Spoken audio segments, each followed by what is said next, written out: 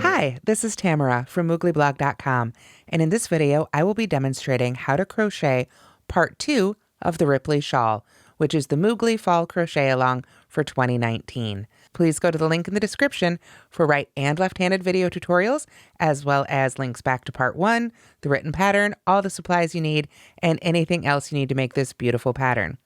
To make it, you will need 1 cake of It's a Wrap sprinkles. However, here in parts 2 and in the next one, part 3, I will show you how to expand it for a bigger shawl if you desire. If you do that, you will need a 2nd cake of It's a Wrap sprinkles. You will also need a US F hook, which is 3.75 millimeters. This one just happens to be by Furls.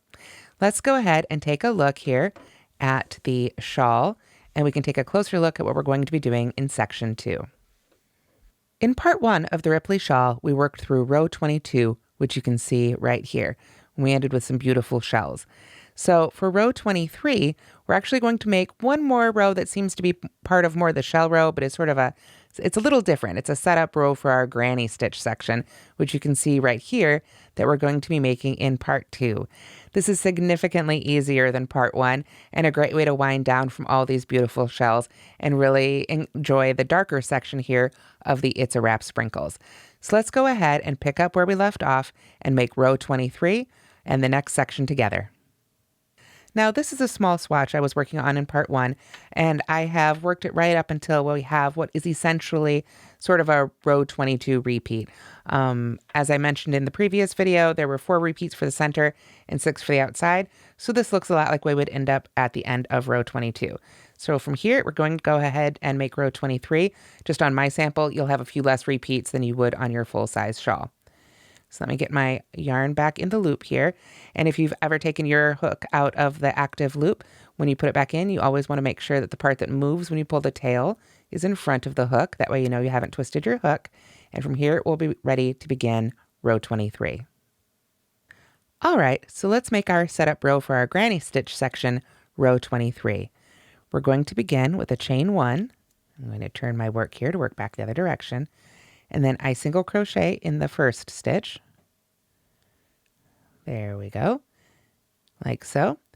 Then I chain 3, 1, 2, 3, skip 4 stitches and single crochet in the next. So 1, 2, 3, 4, single crochet in the next. Chain 3 again, 1, 2, 3, skip 4 stitches, and we're going to work our tall treble that you might remember from part 1, which is a treble crochet, chain 1, treble crochet. So it's really, really very, very similar to the other sort of tall V-stitch rows from part 1. We just start and end it a little bit differently to set up for our granny stitch section here. It's getting a little twisted on me. Pull that through here and get it straightened out. There we are. Stitches want to twist on you there, just give them a little tug at the end. Always seems to help. After we have made that treble crochet, chain 1, treble crochet, then we will chain 3 again. Skip 4 stitches. 1, 2, 3, 4. Single crochet in the next one. Chain 3 again, skip 4, and keep working just as before. That is our repeat. Chain 3, skip 4, another tall treble. So we will do that right up until we get to the center of our row here. So I will meet you right back at the center. Okay, so if we're following the instructions for row 23, the chain 3, skip 4 stitches, single crochet in the next stitch, chain 3, skip 4 stitches, treble crochet, chain 1, treble crochet. That is our repeat that we'll do 9 times. I'm on a smaller swatch here, so I've only got 1, 2, 3, 4 before I would have left that bracket section. So what we've got here is we've come to that center shell, the one right there in the middle, and we're going to treat this one just a little bit differently again. I have chained 3, I'm going to skip 4 and find that center one, but in that center one now, I'm just going to work a single crochet, chain 2, 1, 2, single crochet right there. Then from there, I'm going to treat it the same way I would have any of those other tall V-stitch rows again. Start off again with chain 3, skip 4, tall V-stitch in the next single crochet, chain 3, skip 4, single crochet in the center of that next shell, on down, and I will meet you when we get to the other end here so we can finish this row up together. Okay, so we're almost at the end of row 23. We had our different middle there with our single crochet, chain 2 single crochet, and then we would have had 9 repeats. Again, I'm working on a smaller one here, but our 9 repeats for our tall stitches, our tall V stitches, and our single crochets.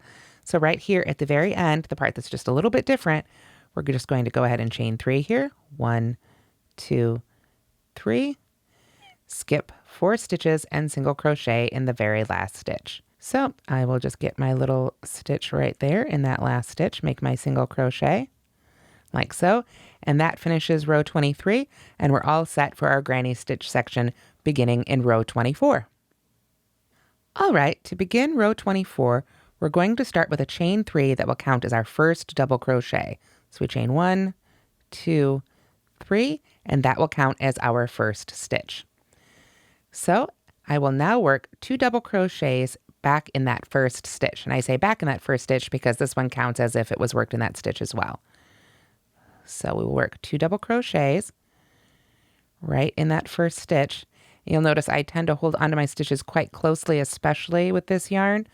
I find, again, with threads or thin yarns like this, the more you hold onto it with your fingers and stabilize it as you crochet, the easier it is. So there we've got essentially three double crochets worked in the first stitch because that chain 3 counts as our first one. Then we are going to work 2 double crochets in the next single crochet. So we're going to skip all that chain right there and just work 3 double crochets right in the next single crochet. So we've got 1, 2, and 3. There. Then we work 3 double crochets in the next treble. So again, skip all that chain space and all those chains and work 3 double crochets in the first treble of that V stitch there. So there's 1, 2, 3. There we are. Then we skip that chain 1 space and work 3 double crochets in the second treble. So there's 1, 2, and 3. There we go. Now those last 3 sets of 3 double crochets we made, that is our repeat that we'll do 9 times again. So we jump over here to this next single crochet and make 3 more double crochets. Then we'll jump to the next treble crochet, work 3 double crochets there, 3 double crochets in the next, and continue across, just skipping those chain spaces and working in the stitches so that you have those 3 groups 9 times, and then we will work that center of row 24 together. Okay, so we keep making those 3 double crochet groups, 1 in each single crochet and 1 in each treble crochet, until you get right back up here to the center, where, if you'll recall, we had the single crochet, chain 2, single crochet. So now we're going to work into that chain 2 space right there in between those single crochets, and we're going to make 3 double crochets, chain 2, 3 double crochets. So let's make our first 3 here. 1, 2, 3, and then chain 2, 1, 2, and then in the written instructions, you'll see a little abbreviation there, PM. That means place marker. So we're going to pick up our stitch marker, whoops, if we can, and put that right around that chain 2 space, or you can do it after you make the next few stitches. It's up to you. I have to go ahead and make it now so I don't forget. And then I'm going to work 3 double crochets right back into that same chain 2 space. So if you find the stitch marker gets in your way, you can wait and put it on after you make these 3 stitches if you prefer. The point is, we just want to go ahead and mark that chain 2 space. It'll make the next few rows a lot easier, and we will move it up with each row that we make. So in that chain 2 space, we worked 3 double crochets, chain 2, 3 double crochets, put a stitch marker in that chain 2 space, and then we're going to continue, skip over this single crochet, just like we skipped over that one there. We just want that chain 2 space, skip over here to this next treble, and then we're basically going to work our repeat backwards down this next side. 3 double crochets in each treble, 3 double crochets in the single crochet, 3 double crochets in each treble, 3 double crochets in the single crochet on back down the side. So with the full size shawl, that will be 9 more repeats until we get to that end, and we'll work that together. Okay, so coming down the second side here of row 24, we've got our repeat where we work a set of 3 double crochets in each of the trebles and a set of 3 double crochets in the single. We repeat that right on down here until we get to the very end. And then we're just going to finish off mirroring our first end by working 3 double crochets in that very last stitch. So we just find that very last stitch of our row here and work 3 double crochets right in there to finish off row 24. So at the end of row 24, when you're making the full size shawl, not this little swatch here, you will have 58 3 double crochet groups. And you'll also have that chain 2 in the middle. Don't forget that you've got your stitch marker in right back here. So after that, we are all set up and ready to begin row 25, which is going to be our 1 row repeat for the rest of section 2. All right, so let's begin row 25. We're going to start again with a chain 3 that will once again count as our first double crochet. There we go. Then, just as before, we're going to work 2 double crochets in the first stitch. So we can call that our first little set of 3 double crochets there. 1, there's 2, and that makes 3. There we go. And then we are just going to work 3 double crochets between each set of 3 double crochet groups. So we've got our first set here and our second set here. There's no chain 1 space, but there is a space here we can put our hook into. So just like the granny stitch, if you've worked it before, we're going to go into that chain, well, not really a chain space, just that space in between our 3 double crochet groups. I work 3 double crochets right in there. So there's 1, 2, and 3, like so. Then we're just going to continue doing that right up until we get to that marked space. So we find that next set of 2 there and work right in between those 2. And we continue doing that, like I say, in each section, just work 3 double crochets in between each set of 3 double crochets until we get to the marked space, and I will meet you there. All right, so I've made 3 double crochet groups all the way down to my marked stitch here, my marked chain 2 space, I should say. So you can see I've been working in between the 3 double crochet groups of the previous row. So you just work your way all the way down until you get to that chain 2 space. And in that chain 2 space, we are once again going to work 3 double crochets, chain 2, 3 double crochets. So we'll move the stitch marker up when we do that to our new chain 2 space. So we'll go ahead and make 1 and 2 and 3. Really can't hurry this yarn, just got to take your time with it. There's 3 double crochets, chain 2, 1, 2. I'm going to go ahead and move that stitch marker out of the way now. Make 3 more double crochets right back in that chain 2 space. Oops. 1 and 2 and, oops, there we go, 3. Holding it with such tension I couldn't grab it. There we go. And then I will go ahead and put that stitch marker right back in that chain 2 space so I can keep an eye on it and not miss it when I'm coming back around the other way. From there, of course, it's just the same as before. 3 double crochets in between each set of 3 double crochets until we get to the very end. Work 3 double crochets there, and then we'll work 3 in that last stitch. So we'll come back and do that together here at the end.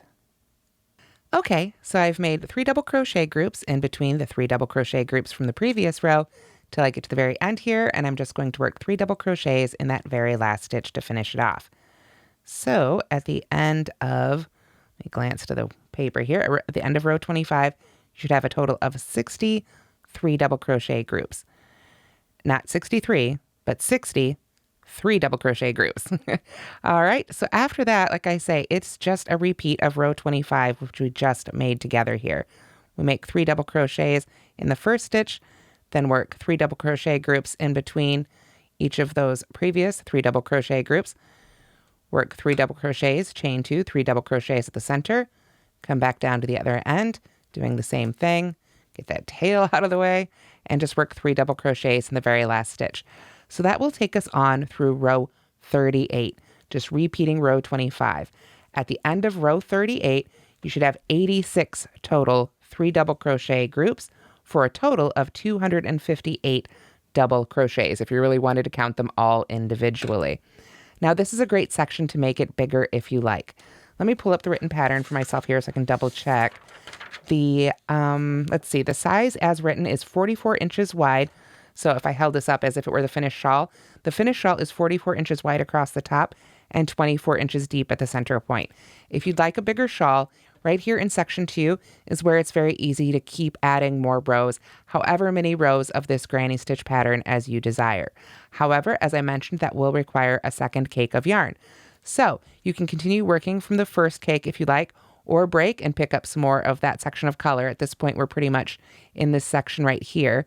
So at that point, if you'd like, you can pick up this section from your second cake, or you can keep working on through and just start again here when you run out of yarn from your first cake. It's totally up to you, however you like to work your color section. Okay, so before we go, let's take another quick look here at the finished shawl. In this section, part 2, we made row 23 together, which you can see right here, which finished off our shell section. Then we did our next sort of setup row, row 24. We worked those 3 double crochet groups primarily into those stitches, skipping all those chain spaces. And then we had our 3 double crochets, chain 2, 3 double crochets right here in the center. And then building out from there, like I say, for really however many rows you'd like, you can just continue working that granny stitch where we work 3 double crochets in between each of those previous sets of double crochets and a set of 3 double crochets, chain 2, 3 double crochets in the center. This is your marked stitch running right down that center point of your shawl. So it's just granny stitches for section 2, and after that is section 3. All right, so that's it for part 2 of the Ripley Shawl. Again, go to the link in the description for the right and left-handed video tutorials, part 1, eventually part 3, and all the supplies you need and the written pattern. Again, it uses Red Heart It's a Wrap sprinkles. 1 cake is all you need, but 2 if you want to expand it. And so far, we've covered part 1 with our shell stitches, part 2 with our granny stitches, and up next will be part 3 made up of V stitches, as well as our border. So I'll see you then for part 3. Again, in the meantime, go to the link in the description for everything else you need for this pattern. If you found this video helpful, please give it a like. If you have any more questions about part 2, please leave them in the comments. And please do subscribe to the Moogly Blog YouTube channel and hit that little bell so you're notified as soon as we go live with part 3, as well as all the other videos on the Moogly Blog YouTube channel. Thank you so much for watching and have a great day, everybody.